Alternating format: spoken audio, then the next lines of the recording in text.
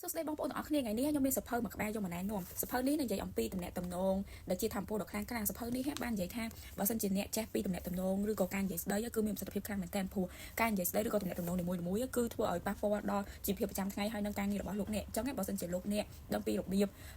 និយាយតំណែងតំណងឬក៏ផ្សាយតាក់ទងគឺល្អបំផុតសម្រាប់លោកអ្នកឥឡូវនេះខ្ញុំនឹងបើកមើលសភៅតំណែងតំណងឲ្យលោកអ្នកមើលនៅក្នុងនេះគឺមានផ្នែកទី1ទី2ទី3រហូតដល់ទី4និយាយទៅគឺមានតាមផ្នែកនីមួយៗនិយាយអំពីសិល្បៈក្នុងការដោះស្រាយបញ្ហាធ្វើឲ្យវាស៊ីជម្រៅនិយាយទៅងាយស្រួលមែនតើនៅក្នុងនេះគឺមានចំណុចទូចៗខ្លីៗលោកអ្នកចង់អានផងណាក៏បានដែរហើយវាមានភាពងាយស្រួលមែនតើដោយសារតែវាមានចំណុចខ្លីៗទូចៗដើម្បីយើងចងចាំហើយ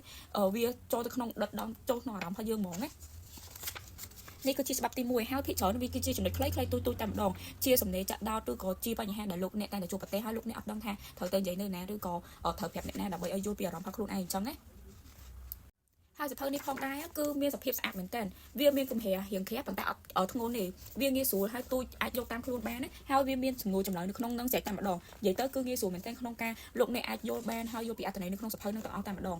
នៅក្នុងនោះគឺមានច្រើនច្បាប់ពីរមែនតើចាប់ពីច្បាប់ទី1ច្បាប់ទី2និយាយទៅអាចឲ្យលោកអ្នកដឹងហើយយល់ទៀតហើយវាមានពណ៌ដើម្បីឲ្យយើងនឹងអត់ត្រូវចាំបាច់ឈឺក្បាលទៀតទេងាយស្រួលអានងាយស្រួលយល់ពាក្យអត់សូវជាមានប្រសាទទេហ្មងទេសិតតែពាក្យដែលយើងប្រើប្រចាំថ្ងៃតែម្ដងហើយជាពិសេសខ្ញុំឆ្លៃសភៅនឹងដោយសារតែសភៅនឹង